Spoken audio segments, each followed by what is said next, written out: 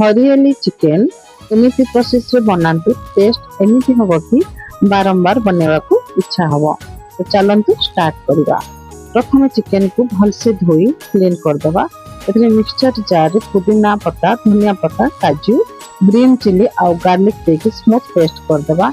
ये चिकेन रे दही चिकेन मसाला ब्लैक पेपर पाउडर स्वाद अनुसार नमक आउ अल्प लेमन जूस देकी आम बन ग्रीन पेस्ट को ऐड करदे।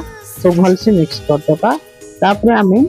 पैन रे कुछ ऑयल देकी प्याज देकी जो मेरिनेट होता आमर चिकेन को देदेबा 20 मिनिट या हाफ एन आवर कुक करने छाड़देवा। आमर से स्वाद बढ़ाया कुछ अमूल क्रीम देदेबा। तो आमर रेडी हो गला सुपर टेस्टी हरियाली चिकेन।